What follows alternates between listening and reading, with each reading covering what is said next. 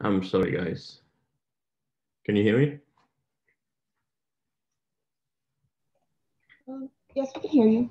I'm sorry, guys. I was sitting here waiting for the time to turn 9, but we started 8:30. Yeah, it's because all exams have they've been starting at 9. So thanks, Sherry, for sending me an email. Otherwise, we would have even longer. Yeah, no worries. I was just curious too. No, I literally was just sitting here waiting for the time to turn 9, and yeah.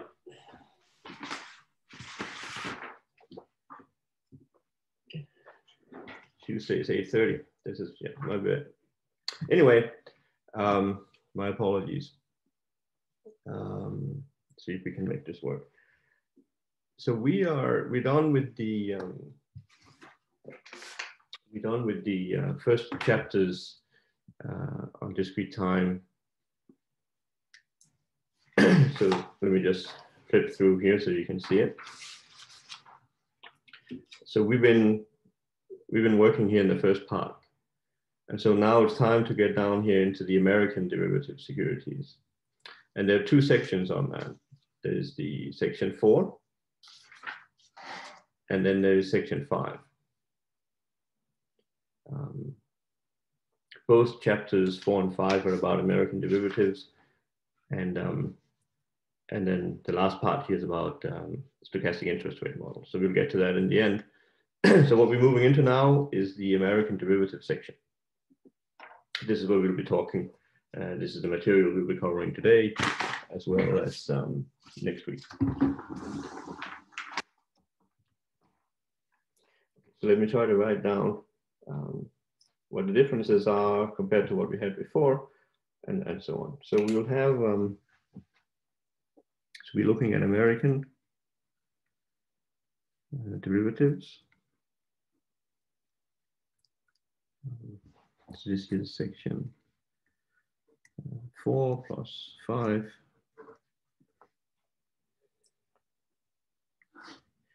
So there's a new feature. There's a new component compared to what we had before, and that new component is called the intrinsic value process. Intrinsic values process. So this is a new, we don't have that for the European ones that we've been looking at. This is denoted by Gn, and it's a stochastic process. It goes either up to, yeah, it goes up to n, or in section 5, it goes all the way up to infinity.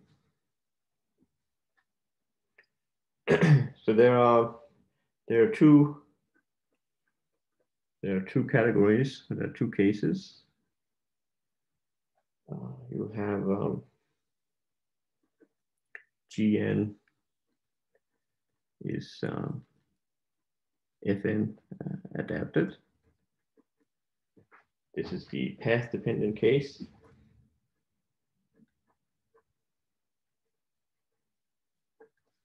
And this is section 4.4.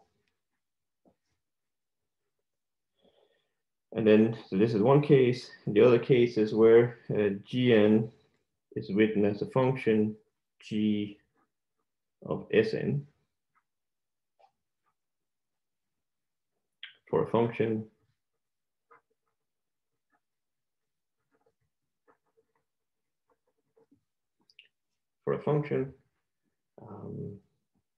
so this is section 4.2. Okay, so the way I'm going to do it is I will I'll go through an example where we will see what this new object, this intrinsic value, this intrinsic value process, or these intrinsic values, what kind of a role do you play? So our focus is going to be on this case here. This here is going to be our focus.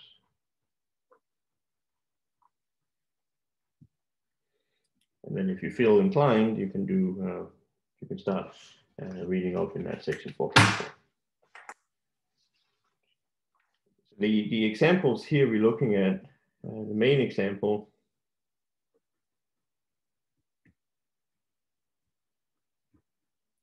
so this is our main example. This is the American put, and this is where G. So there's function up here. This is where that function is defined to be k minus x positive part.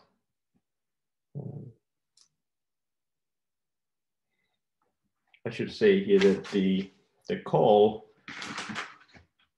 I should say that the call has like a special role in all of this.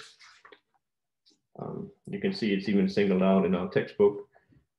Here, American call options. This has their own section 4.5. So I'm just going to put a note here saying that American calls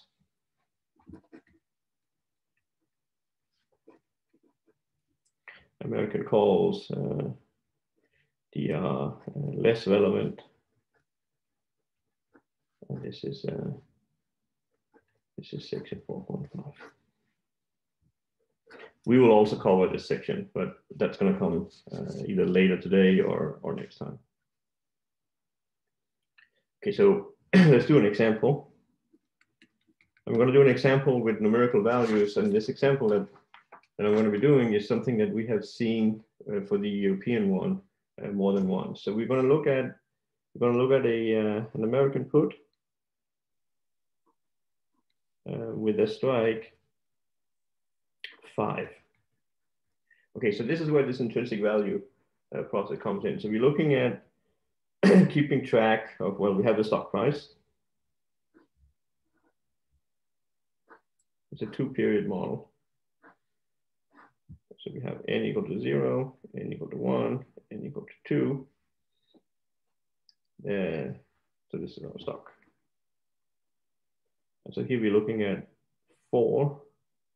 We're looking at 2, 8, 16, 4, and 2. This is something we've had, this tree we've had many times.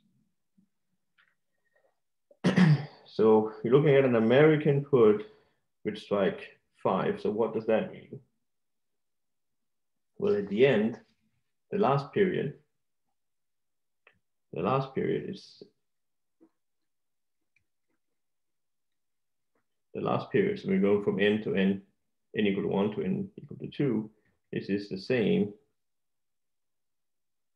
as the European one. So that's the one we've been studying. So let me just draw it out. So if I'm looking at the last bit of the tree, so the 1 period back, the structure looks like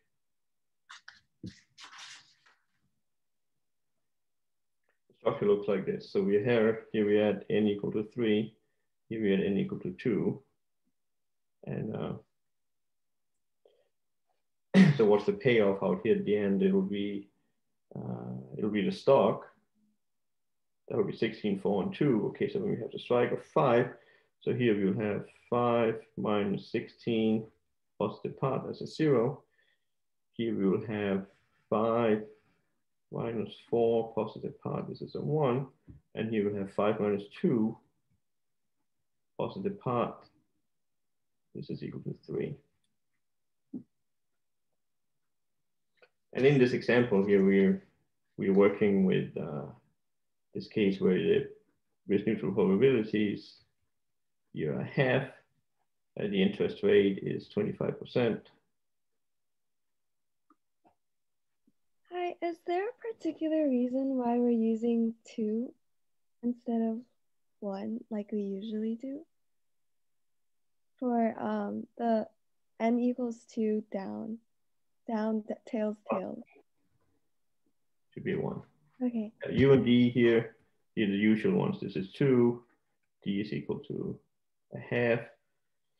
Let's just do a sanity check, right? It's these three values here that combine into that half up here. So let's just do a sanity check. Do we remember the formulas? It's something like, what is it? It's U minus D down here, and it's 1 plus R minus D up here. Does that look about right? So we should have a 1 down here. This should be 1. If I plug in here, I'll get 1.25 minus a half divided by U is 2 minus this is 1.5.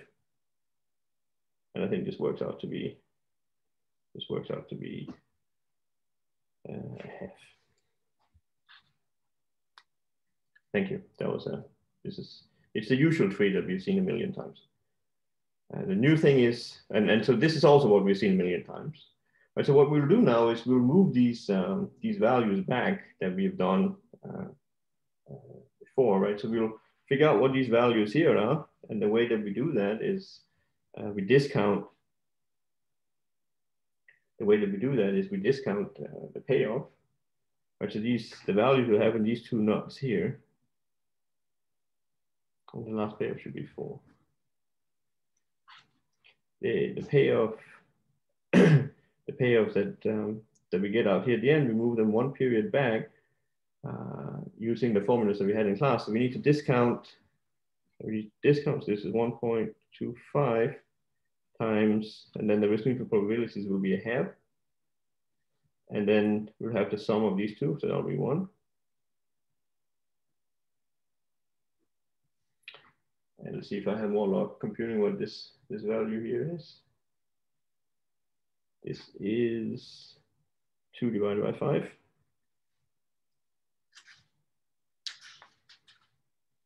And I'll do the same thing down here. So I'll discount 1 over 1 plus the interest rate times the probabilities, they were a half, and then times 1 plus 4. And it should be 2. Right, so in this picture, what we have is the value of the European option at time 2 in the upstate is going to be 2 divided by 5. The value of the European option in the downstate is 2. So now comes a new feature.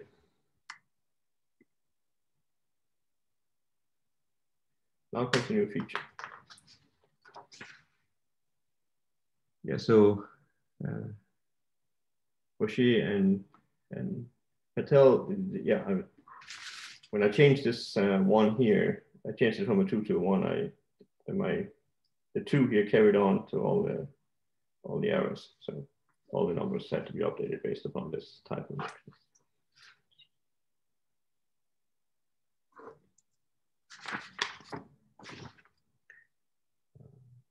So now here comes a new feature. So the new feature,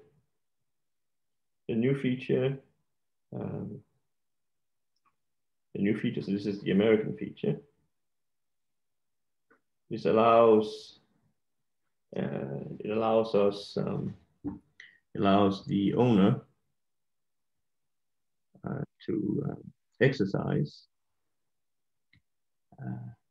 and quit before the end, which is 2. Right, so now what we're sitting at here is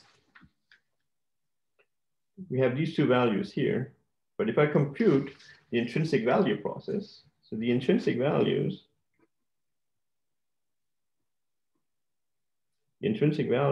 at time 1, what are they?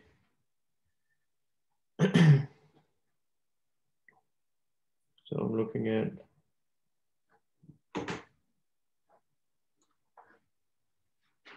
at my tree here at time 1, this is at time 2. So what are the intrinsic values? That's where we need my G of S of 1. And this here was equal to 5 minus S1 positive part. So let's write out what these intrinsic values are. So up here we have 8. That's my stock price. So 5 minus 8. I have G of 8. This would be 5 minus 8 positive part. This would give me a 0. And then downstairs, I'll have a 2. G of 2 is equal to 5 minus 2 positive part. This is my 3.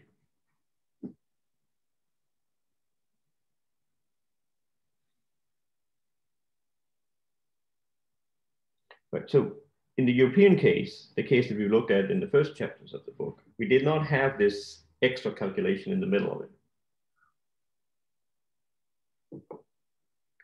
So, so what is it good for? Well, let's have a look. Right, these here, the blue ones, these were the intrinsic ones.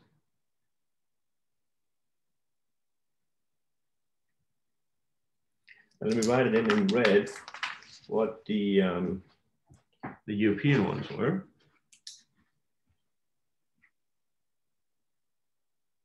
The ones we just calculated on the previous one, right? It was 2 over 5 and 2.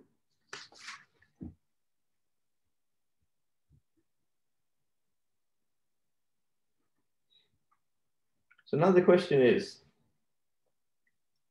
what do we want to do? We have the new feature here is that we have the right to call a quit before the end. So we can call it quit at time 1 if we so desire. Right, so if we hold on to the option, so if we don't exercise,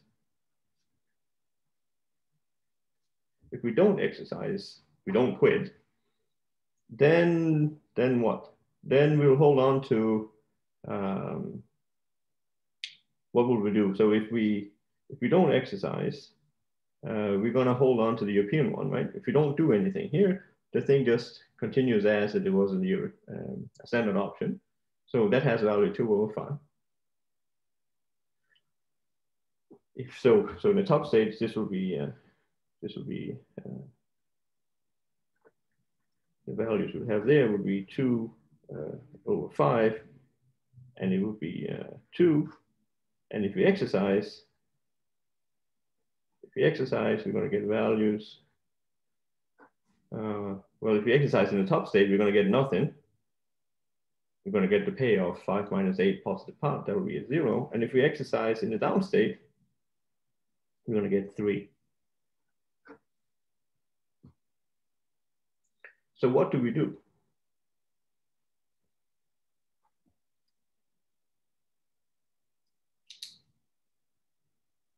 Well, we have the choice. Either we can continue or we can exercise. So what would we do? We would take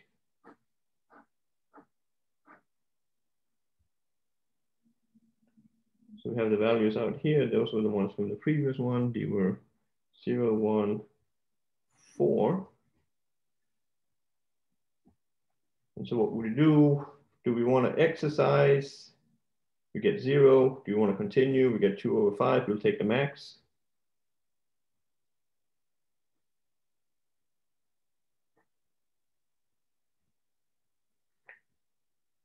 So likewise down here, what do we want to do? Do we want to exercise? Quit? Then we get 3. Or do we want to hold on to it? Well, that has value 2. We're going to get to exercise down here.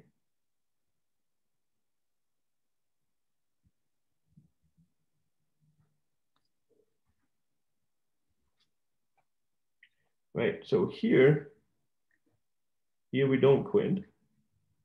We don't exercise. And here we do.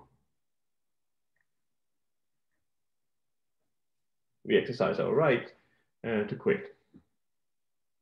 When we quit, we get the the intrinsic value. Right, so there's a difference. We change behavior depending on whether the first coin flip is up or down. If the first coin flip is up, we don't do anything. If the first coin flip is down, we exercise.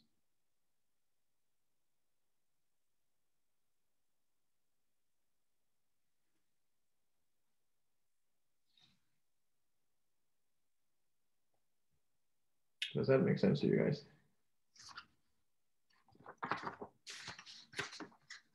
So that's a new feature. We have this, the American derivatives, you have this feature that you can end the game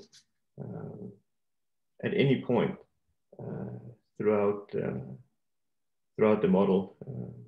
So here we're looking at time 1, and of course we're going to be moving this back to we're going to be moving this back all the way to time 0. So let's go one more step back. So the intrinsic value at time 0. So we want G of S0. What would that be? And the initial stock price was 4. The strike was 5. So this is 5 minus, well, it's 0. This is 5 minus 4, positive part. This is 1. Okay, so now we're looking at the value here. We have the intrinsic one.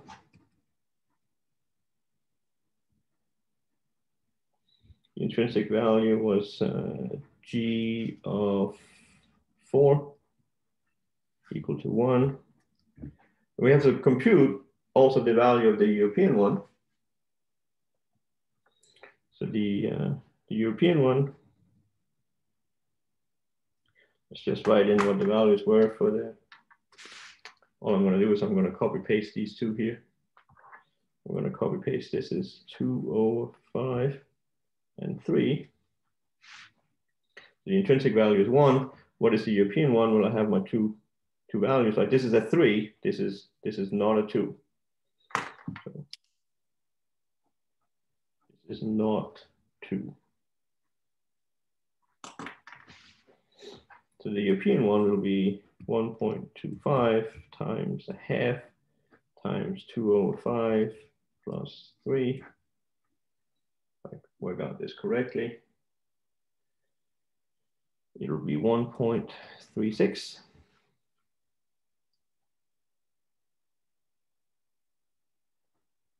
And so what will we do if we don't exercise? Right, so this here is at time 0. If we don't exercise, you have a value of 1.36. If we do exercise, so we get the intrinsic value, which is 1. So what do we prefer? Well, 1.36 is bigger than 1. So the value we're going to put out here in the root is going to be the max of 1 and 1.36.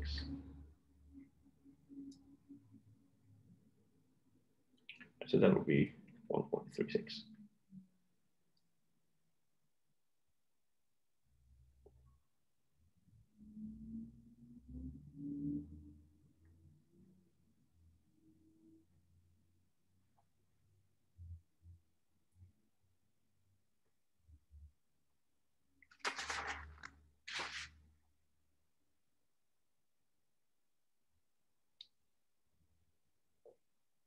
Does that make sense to you guys? The calculations make sense, but I'm just curious, how can they be different? Because isn't the European one the ones that are leading up to the prices at at n equals 2? Yeah, so in the last period, did the same. Over here,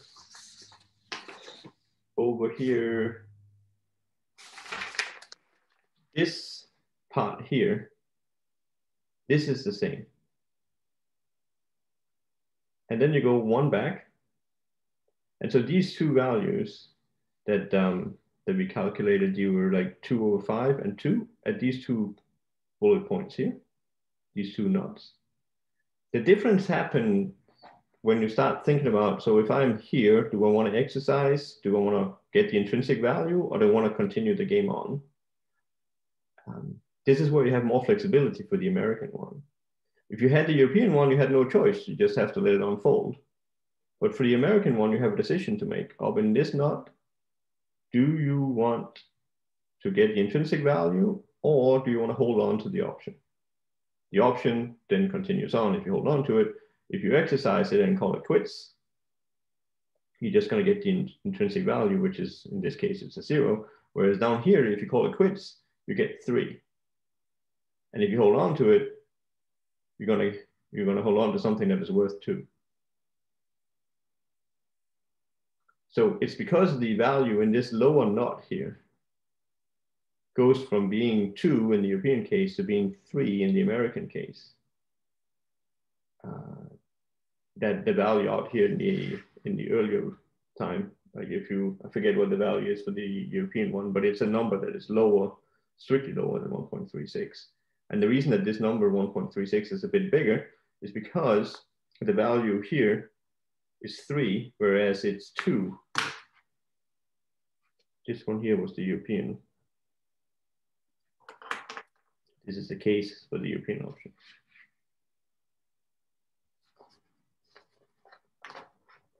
Does that make sense?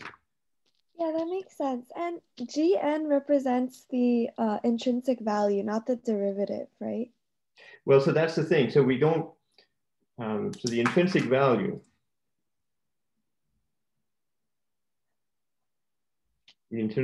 process, so this would be my G of Sn in this case. This replaces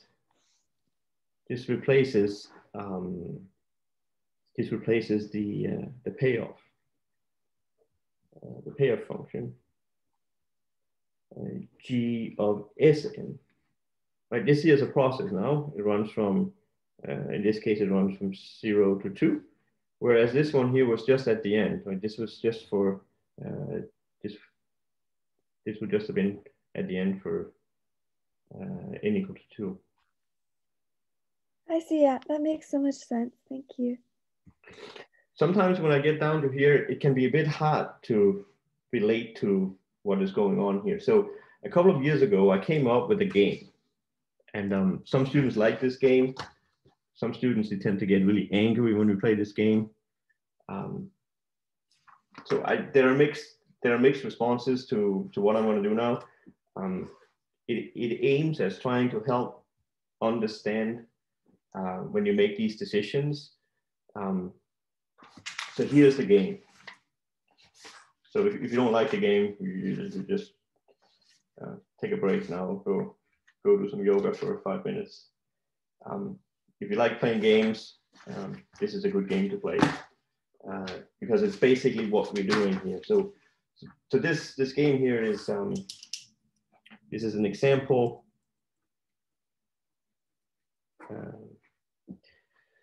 And it's a game, and it has all the features just slightly different.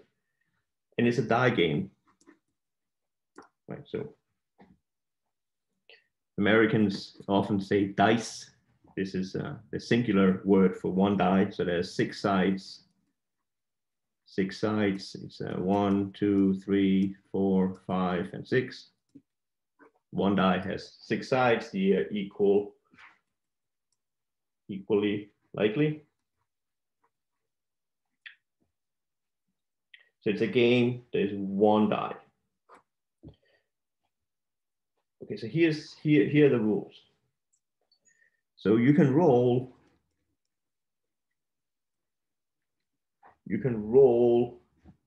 up to 3 times. Okay, so you can roll up to 3 times. You can stop anytime you want.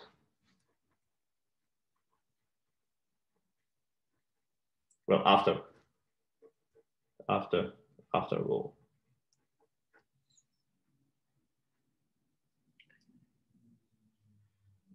And so the point is that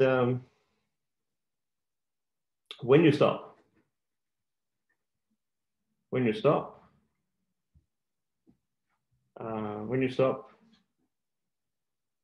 or have rolled 3 times. So when you stop or you have rolled 3 times, you get the number of eyes in last roll in dollars. You know what the game is? You roll a die. I don't even know if I have a die in here. Kids probably took it. You roll a die, and then you decide if you want to stop or not.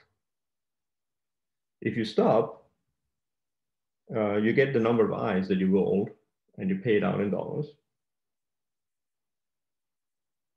If you continue, well, then you're going to face a decision in the next roll. After the next roll, do you want to stop or do you want to continue? And you can do this up to 3 times. After 3 times, you have to live. When you roll it for the 3rd time, you have to live with the outcome of your 3rd roll. So basic questions are,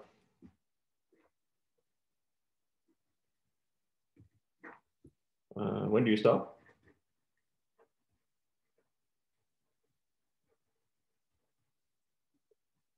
Right, and this is a game that you're going to walk away with money. Right, you're going to get at least $1, and so what are you willing to pay?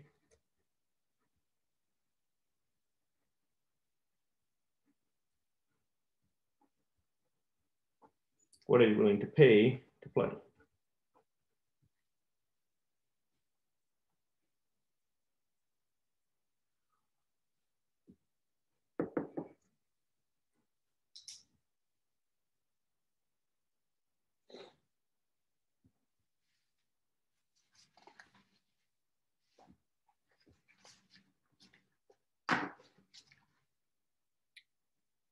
Questions on the game?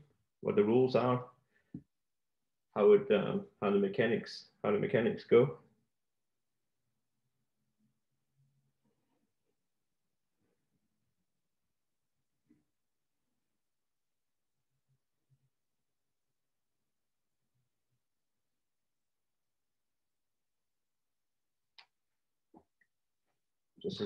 Just something to note, just to get a feel for it. Say the first throw, say the first roll, say the first roll is what? A 1. What do you do again? What do you do after you roll a 1? You roll again. And say that the first roll is a 6, and what do you do?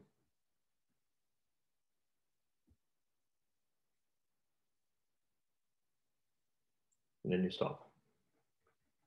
So those are the easy ones. So let's make it harder. What about if it's a 4?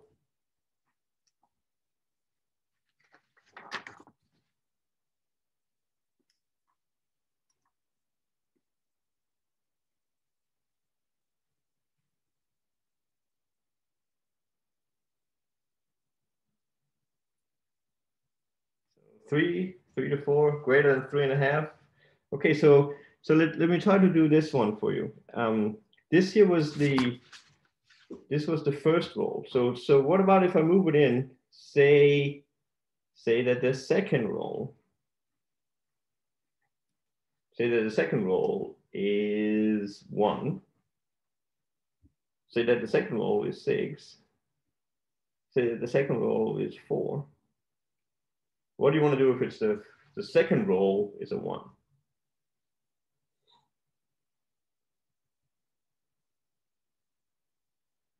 Then you roll again. So that didn't change. What about the 6? If I get a 6 in the second roll, it's probably going to be the same thing. We call it quits. Like you stop, this is when you exercise. What about a 4? Is the second Is the second roll any different than the first roll?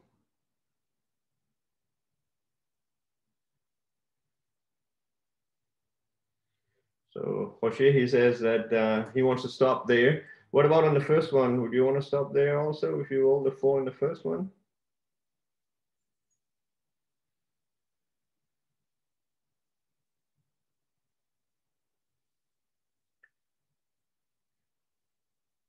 Or is somebody willing to gamble a little bit more with the first roll?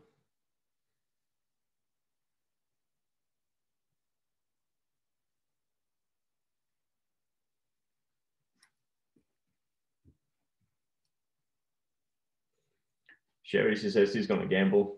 She's willing to gamble more here. So she might be able to reject the 4, but then in the second roll, she might be able to accept it.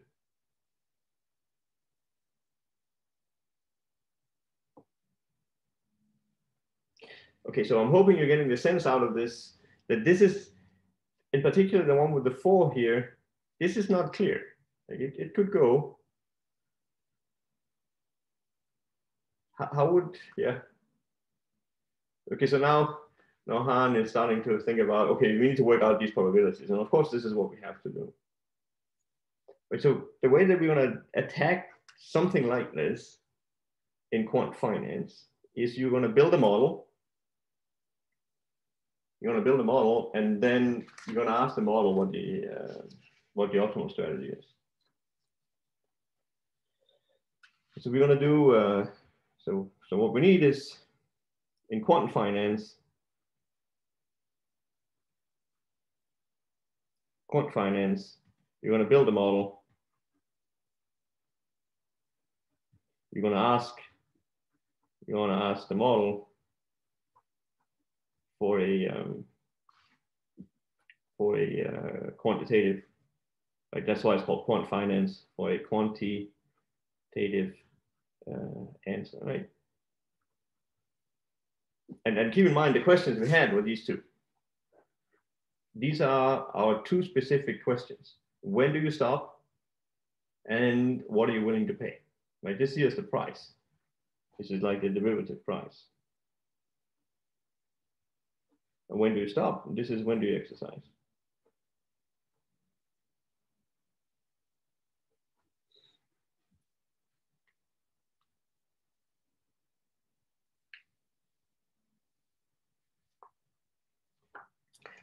So as soon as you build a model, you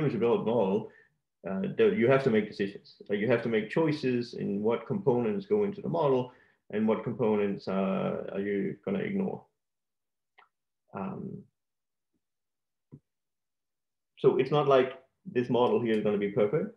And it's also not going to be the case that this model here will necessarily capture your preferences.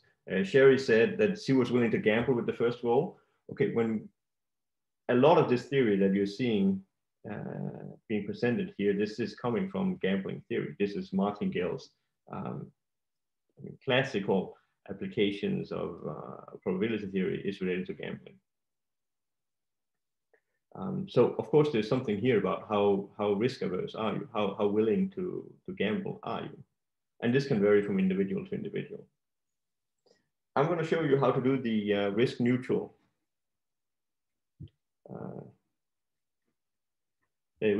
pricing of American options.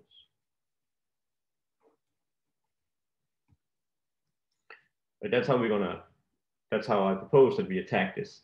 And of course, when you do risk neutral, the preference structure is risk neutral. Okay, so how do we attack it? Well, this is the, I'm hoping at this point that you've gotten some sense of how one should attack it. Like you should always do this dynamical programming.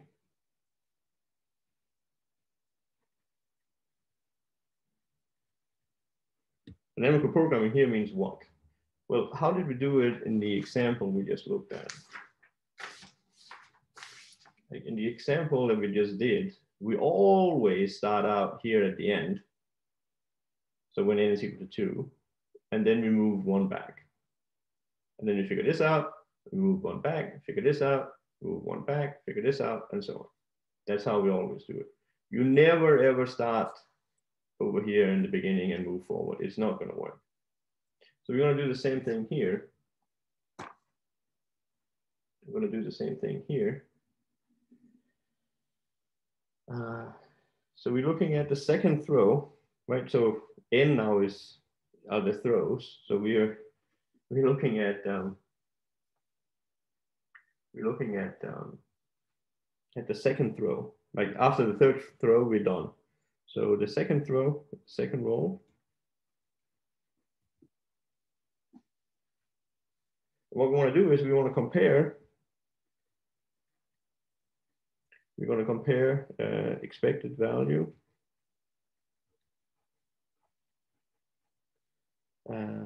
Compare compare with expected value of third roll. And so what is the expected value of the third roll? Which is going to be 1/6 times 1 plus 2 plus 3 plus 4 plus 5 plus 6. This is 3.5.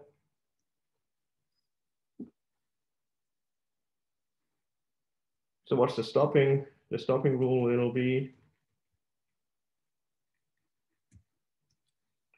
well, we're comparing with this value. So the stopping rule will be that if second roll,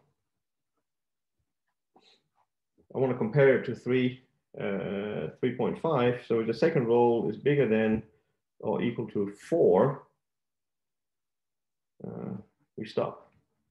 So that is, we exercise.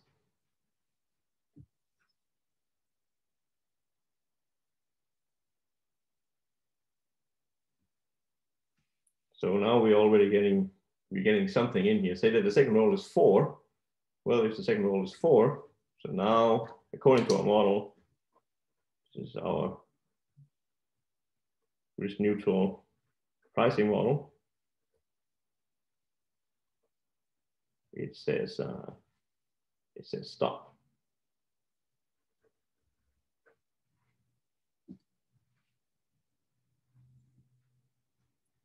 Whereas if you would get a 3, it would say continue.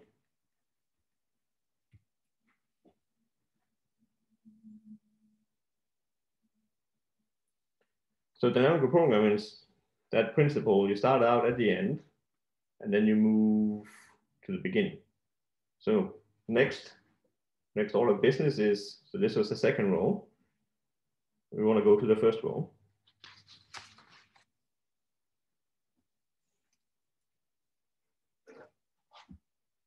So we want to go to the first roll.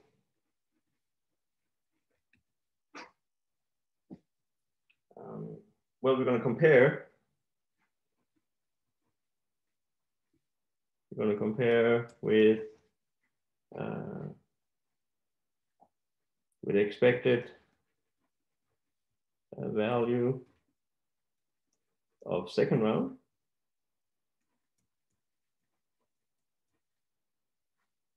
Okay, so now we're going to be using what we just did out here. So we're going to have 1/6. Okay, 1/6, and then I can toss 1, 2, and 3. If I am in 1, 2, and 3, if I am in the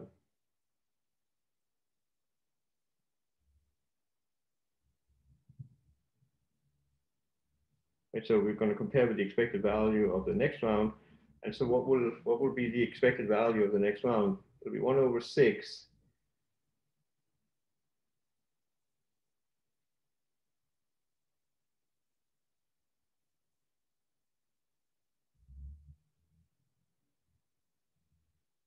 Let's see, 4, 5, and 6.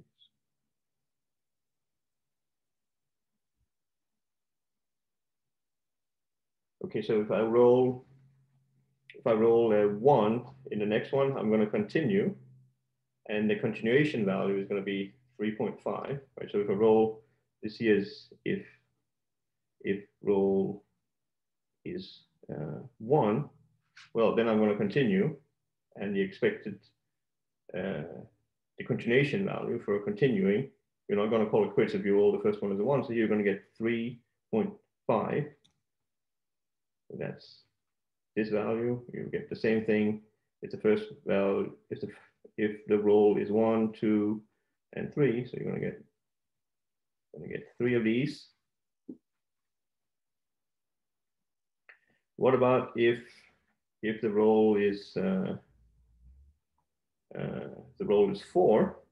Well, if it's 4, then you're going to exercise. And when you exercise, you're just going to get the roll, the number of eyes. So this will be a 4. And the same thing if the roll is 4, if the roll is 5, if the roll is 6.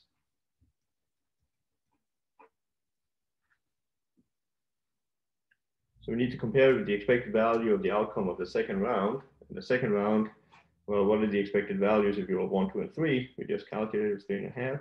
Otherwise, if it's 4, 5, or 6, in the next round, you're going to call it quits. So you add these up, and you get 4.25.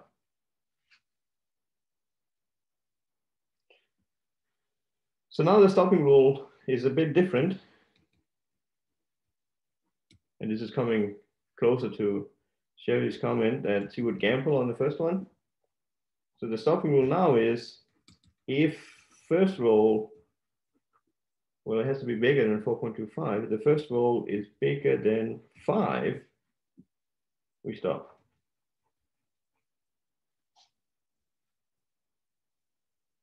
And this captures perhaps Sherry's risk aversion.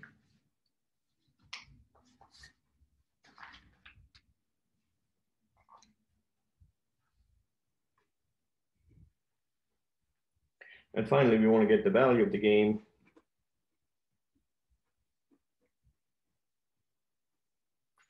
The value of the game, this is the value times 0. This is 1 over 6. And now what's going to happen? What's going to happen if you roll a 1? Roll is 1. Well, because the roll is 1, we're going to play the game. We're going to continue. It has a value of 4.25. We're going to do that all the way up to 5. So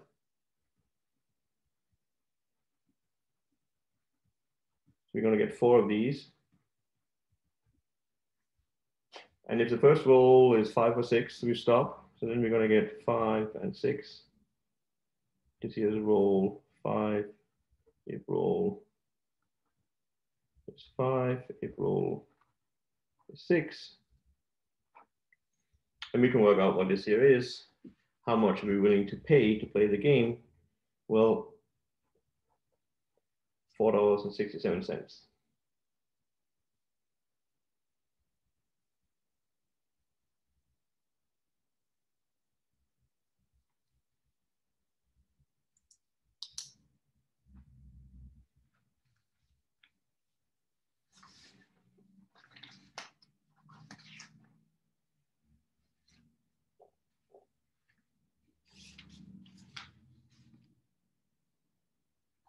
So this would be one way.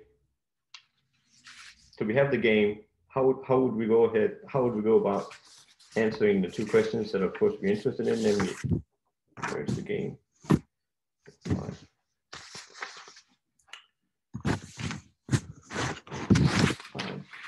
Here was the game. So the game is clear, but how do we quantify these questions? How do we come up with specific answers to when should we stop, and how much are we willing to pay?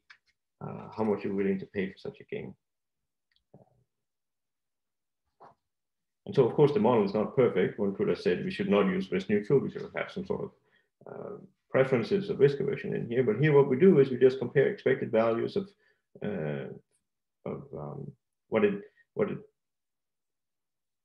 compare with expected values relative to what you get out from quitting the game.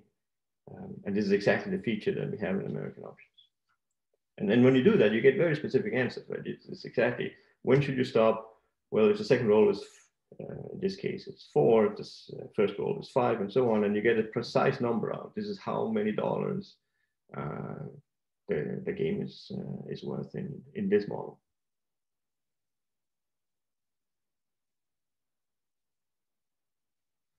Are there any questions or comments on this little game here? Hello, I want to ask some questions. Mm-hmm. Why to compare with the expected value of the second round? We should use 3.5. Because this is the expected value of the future if you roll a 1. Right? Because if you roll a 1 in the if you roll a 1 in the second round, then you're not going to quit, right? Because this is less than 4. And so what is the value of the game then? Well, then you have 1 roll left, and the average of that game is 3.5.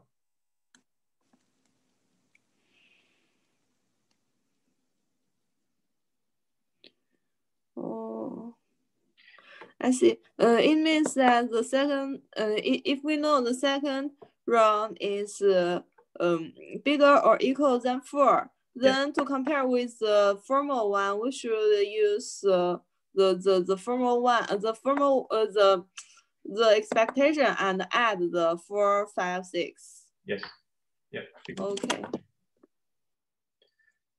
So now there's a very good question in the chat that says that should we use replication? Well, keep in mind, there is no financial market here. So this is what I'm. There's no financial market here. At this point, we're just playing. Like we're just building a model, trying to apply dynamical programming and trying to do this risk neutral pricing. Right. So there's no concept here of arbitrage. You can't play. There's no financial market here. So when you talk about replication, this is not. I mean, we don't have that in this particular example. We do have that.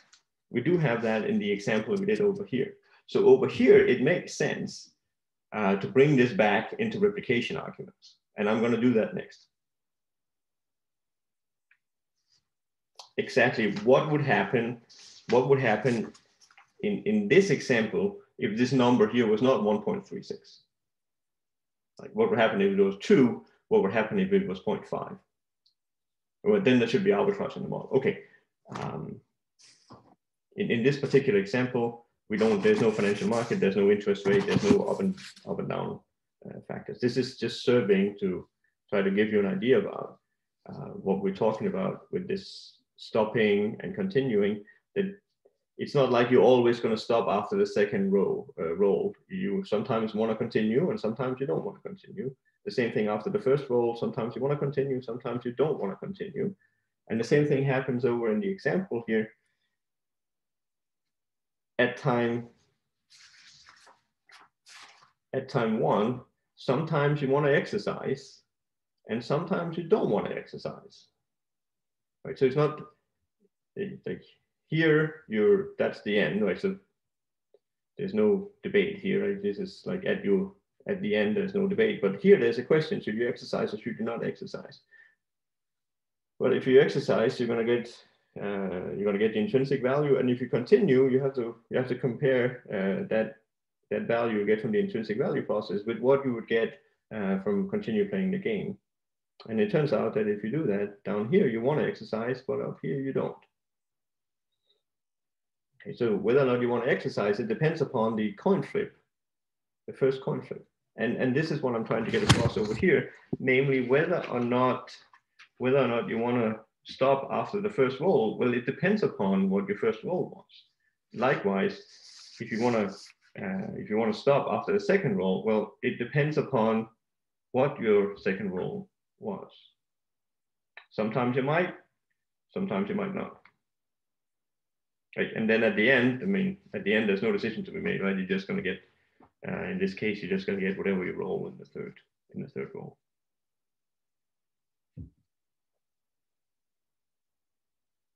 So we'll get back to binomial and the binomial model and replication just in a minute. I just wanted to, does this example here make some sense to you guys?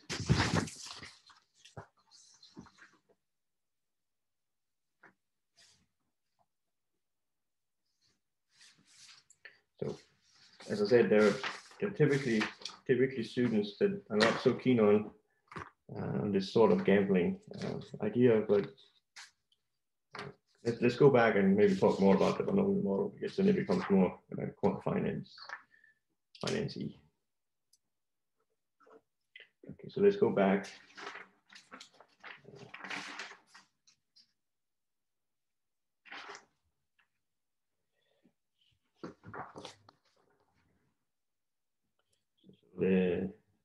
So about hedging.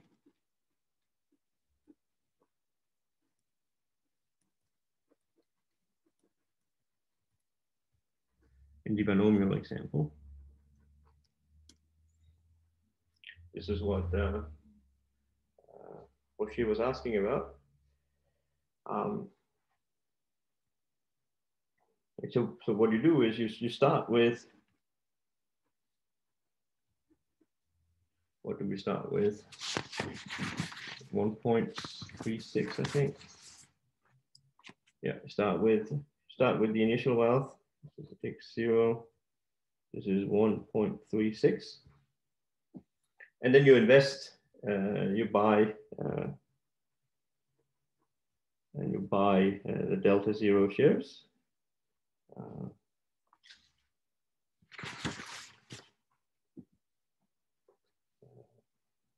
Buy the delta 0 shares. So remember the formula that we had a number of times. This is the values at the future time. So 2/5 minus the 3. So this here is also equal to 0.4. Yep. So this is 0.4 minus 3 divided by, then we need the changes in the stock price in these two notes. So just find that one.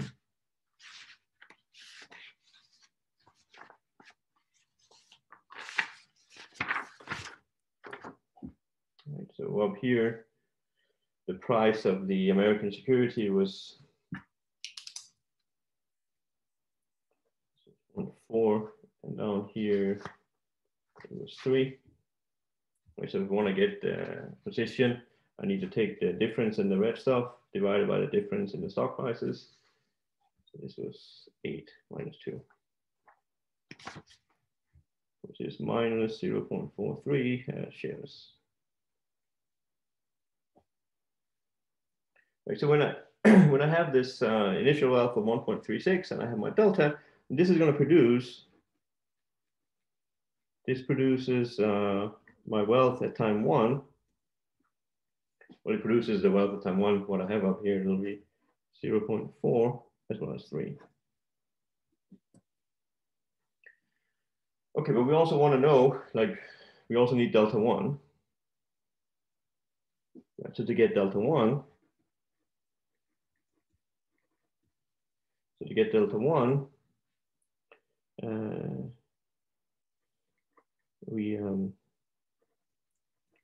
we need to split. We need to consider the outcome of the first contract. That was this side 1. So one of them could be if you're in heads. If we're heads, okay, so then we're in the top part. So if we're in the top part, we move out here. We move out here. Okay, so we fill in what the values were of the derivative. This was 0, 1, 4, 0, 1, and 4. Okay, so if I'm up here, I'll do the same thing. It'll be 0 minus 1 divided by 16 minus 4. So this here will be delta 1, but now of heads. So this will be 0 minus 1 divided by 16 minus 4. This is minus 1/12. And then the other one is tails. So in this case, maybe I should write this more explicitly. So this here is this is x1 of heads, x1 of tails. This here is my x1.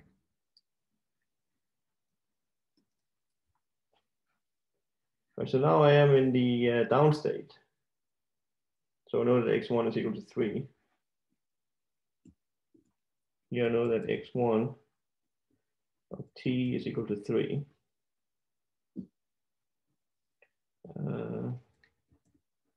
But we only need 2 to create this x2.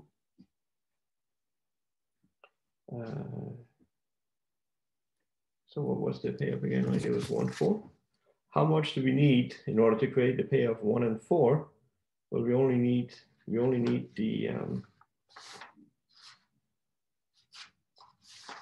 those 2 that were in the European case. And so when you pull back 4 and 1, when you pull that back, you only need 2. You don't need the 3. So there's consumption. So x2 at that will be tail heads.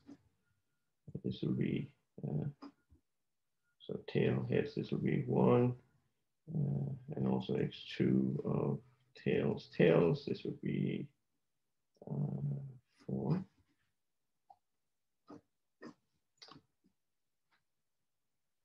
Right, so we're sitting here, and the question is, what should the value be over here? We had that formula 1 over 1.25 times 1 over 2 times 1 plus 4. This was exactly equal to 2. Well, we have 3. Right, so we consume 1. So consume 1 at n equal to 1, and by the shares, what was it? 1 minus 4 divided by 4 minus 1. This was equal to minus 1. All right. So the new thing is that we are allowing for consumption along the way.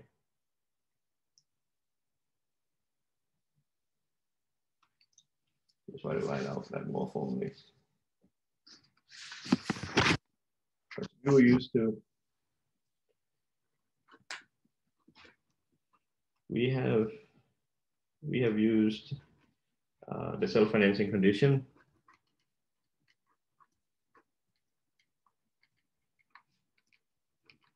We use the self-financing condition that said that if I'm looking at my wealth,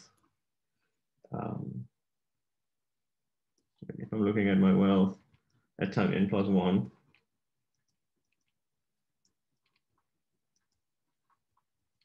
I'm looking at my wealth at time n plus 1, there's a self-financing condition that says that before I rebalance from delta n to delta n plus 1, the value of my wealth before rebalancing is the same as after rebalancing. So this will be Sn plus 1 delta n. And let me just rederive maybe perhaps some of our formulas, like this thing here. This is what we will call xn plus 1. And over on the right-hand side, how do we do this? We write this as Sn 0 times 1 plus r.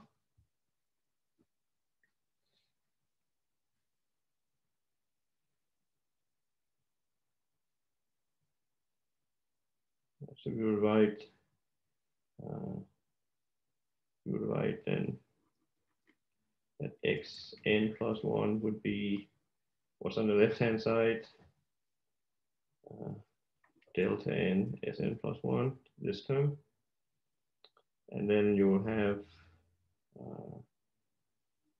1 plus r times xn minus delta n Sn.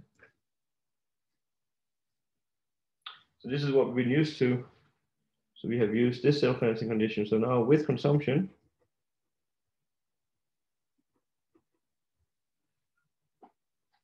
Cn,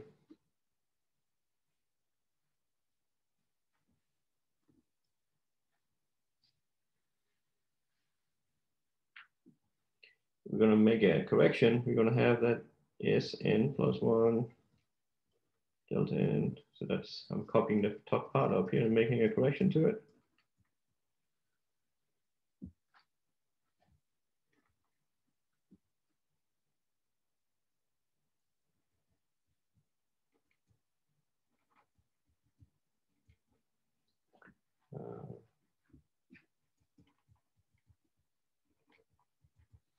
But now we're going to get consumption. So with consumption, this is at time at n. So Cn is Fn measurable.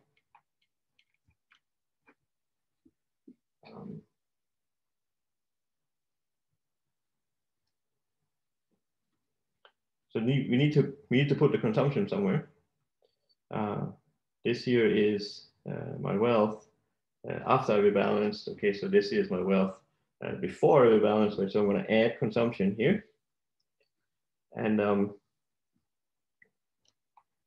we need to have a little discussion about this. Is the way that the textbook does it? He puts the question is, so should we have should this be C or should it be something else? The textbook puts here 1 plus R. That's the way that he likes to do it. And so Cn is Fn measurable. So what is the price? The price of Cn at time n plus 1. Well, you have to move this forward because it is Fn measurable. This is equal to 1 plus R of Cn. Okay, so if I move $1 one period forward, I'm going to have to adjust it with the interest rate. Alternatively, but the book doesn't do that, he could just have put Cn plus 1 here. But he wants to have Cn go in here.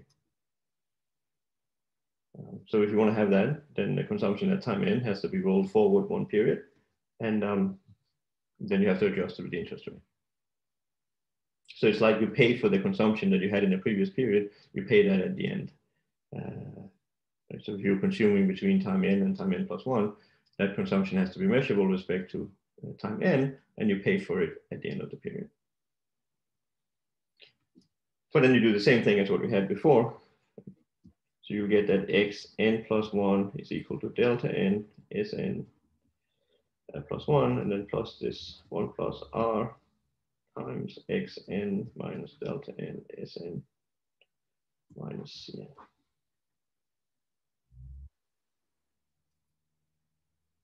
So that's the wealth equation, that how it looks like when you have consumption.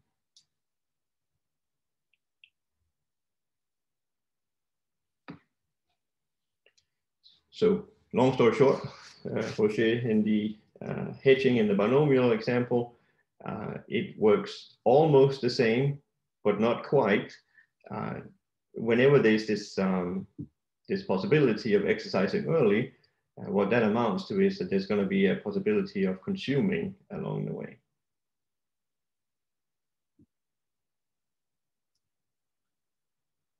And if you want to extend the self-financing wealth dynamics that we had talked about, if you want to extend that, you need to correct it with a new term, namely this consumption that we have here.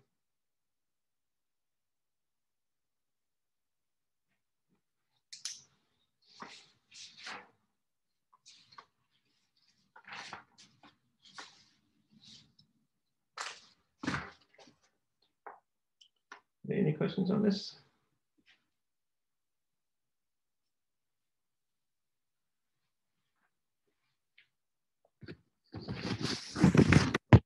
The example we did was we're looking at not the red numbers, we're looking at a stock price that has the blue numbers, and then we're looking at if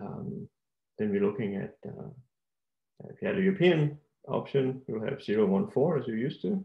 We roll those backs and we get 205 and 2.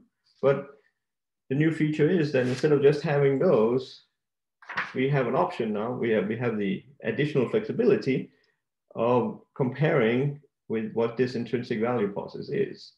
Here it's 0, so we compare 2 over 5 with 0, and we compare the intrinsic value, which is 3 in this case, with the European one, which is 2. And we're allowed to pick what we like, and we'll pick the biggest one. Okay, so you can see that the European one, well, this is dominating in this node, and this one here is not dominating in that node. The intrinsic one is going to pop up above. So the difference between the European one and the intrinsic value, this is causes us to exercise, and it's this difference, this 2 minus 3, 3 minus 2, sorry, this is the one that ultimately allows us to have this consumption in that particular state. That one that's coming down here, this is due to the fact that 3 minus 2 is 1. I don't, so there's a question in the chat that says that European options is just a special case. Like, that's not true. It's not a special case. These two are different. You cannot get the European option structure out of the American one. The American one allows you to exercise at all time points, whereas the European one only allows you to exercise at the end. And so because you have more flexibility, the American option is going to be more expensive, at least as expensive, but typically more expensive than the European one. So it's not a special case.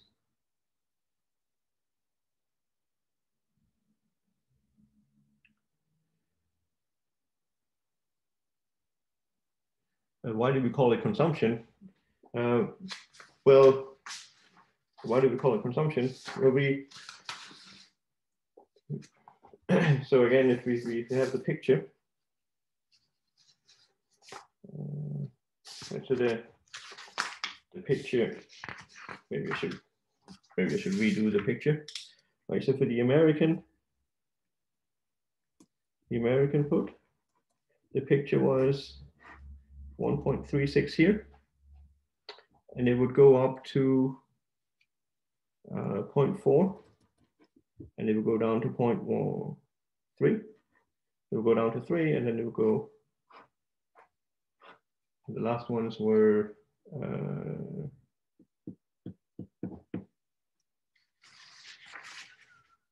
where did we calculate it?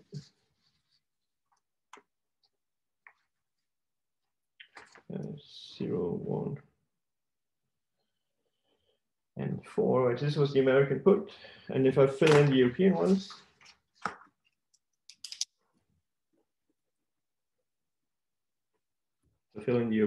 this was 0, 1, 4. This here was 0.4. This one here was 2. I forget what the last one out here is. You can calculate that by rolling back. You can write this as 1.25 times a half times 2 plus 0.4. I forget what that number is, but that's the European one at time 0. So why is it consumption? Well,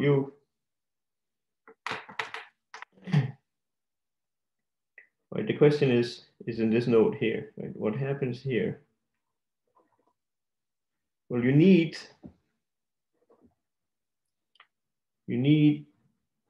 only 2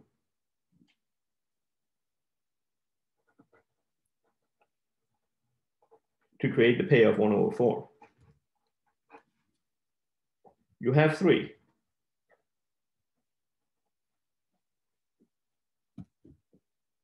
So then you consume.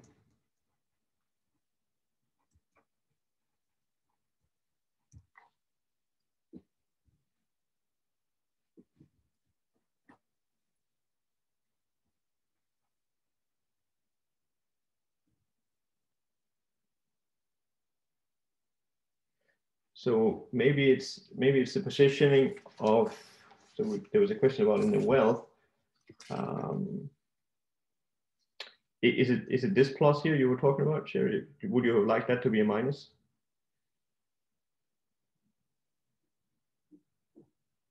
No, I was just curious in general for the case we did for the tails. Okay. Yeah, it was just like the reasoning behind like we only need 2 to create, so consume 1 at n equals 1. Yeah, now it makes sense though. But Yep. I got it flipped for some reason initially. So consume the surplus. So Cn is going to be positive. Yeah, the consumptions are in this context here. Consumption will always be positive.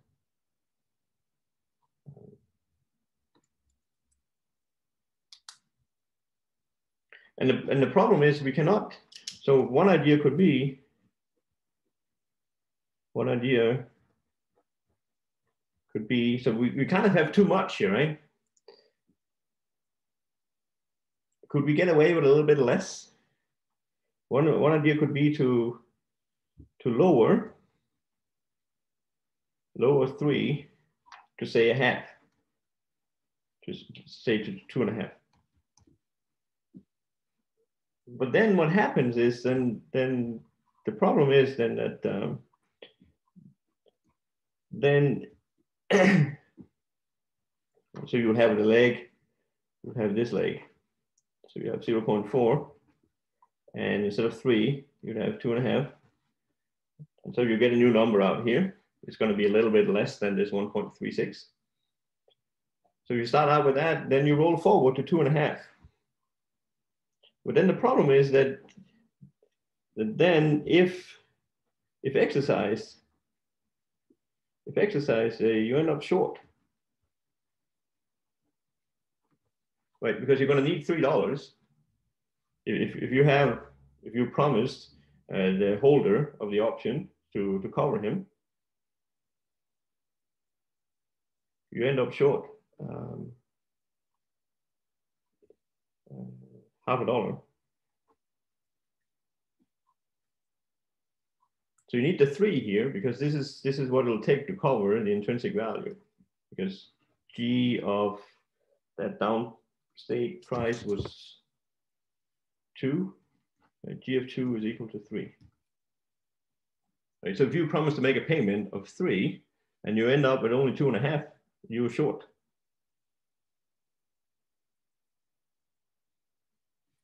So this is not good. So you need to be able to cover. You need to be able to have the value of your option is always going to be at least the intrinsic value. And that's the problem here. This is not the intrinsic value, right? The intrinsic value is 3. So the American price, the American put price, it's got to dominate the intrinsic value. And it's that part that's violated here. Of course, it's perfectly possible that the American put price can be way bigger than the intrinsic value. For example, out here times 0, the intrinsic value we computed, the intrinsic value would be, the stock price at time 0 was 4. The intrinsic value would be 5 minus 4. And so that's, that would be 1, right? And 1.36 is strictly bigger. It's the other way around that you cannot have. Like the intrinsic value here is 3. So you cannot have an American put price of 2.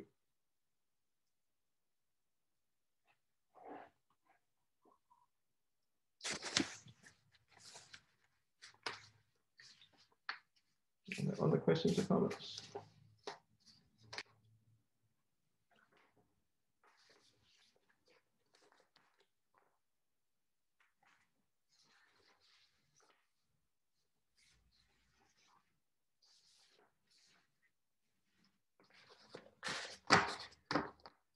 If there are no other questions or comments, let's take a short break, and then let's try to make it a little bit of a shorter break this time than usual. I have some time to catch up for.